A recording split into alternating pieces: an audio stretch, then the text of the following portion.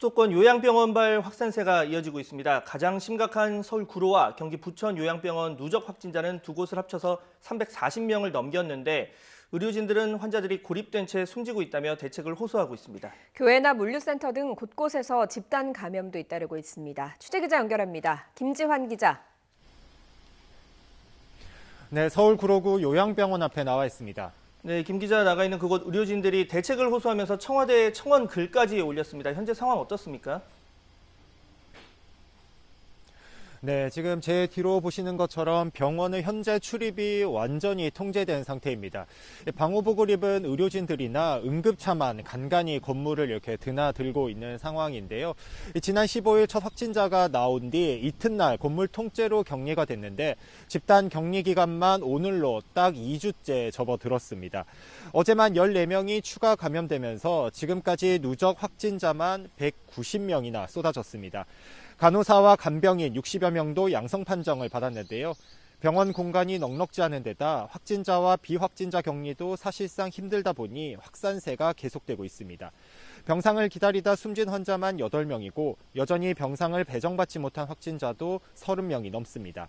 확진자의 병세가 심해지면 중환자 병상으로 옮겨 치료한다는 게 방역당국의 방침이지만 최근 3차 대유행으로 병상이 부족해지면서 제때 치료받지 못하는 감염자가 잇따르고 있는데요.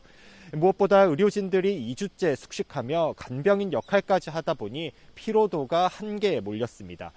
결국 청와대에 청원 글까지 올리며 환자들을 살려달라 이렇게 호소했는데요. 직접 목소리 들어보시겠습니다.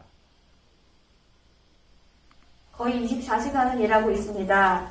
지금 저희가 가장 바라는 것은 환자분들이 조속히 전담병원을 배정받아 적절한 치료를 받는 것입니다. 일선의 간호사들마저 모두 무너져 번아웃되기 전에 하루빨리 지원을 바랍니다. 30명 넘게 숨진 부천의 요양병원에서도 확진 의료진이 다른 감염 환자들을 살피는 등 사투를 벌이고 있어서 대책이 시급한 상황입니다. 네, 요양병원이 걱정되는 상황인데 이런 와중에 곳곳에서 집단 감염도 잇따르고 있죠. 네, 그렇습니다. 우선 인천 부평구에 있는 교회가 신규 집단 감염 사례에 포함이 됐습니다. 지난 25일, 그러니까 성탄절에 교인의 가족 한 명이 확진된 뒤 교인 7명과 그 가족까지 지금까지 최소 19명이 감염이 됐습니다. 서울 중랑구에 있는 교회에서도 어제만 15명이 추가 감염되면서 관련 확진자는 41명까지 불었습니다. 경기 부천시에 있는 한 병원에서는 직원 1명이 확진된 뒤 환자들도 감염돼서 모두 12명이 양성 판정을 받았습니다. 또 경기 이천시에 있는 물류센터에서 지난 26일에 첫 확진자가 나온 뒤 종사자 18명과 가족 등 모두 23명이 확진됐습니다. 서울 송파구에 있는 장애인 복지시설에서도 1명이 추가 확진돼서 모두 61명이 확진된 것으로 파악됐습니다.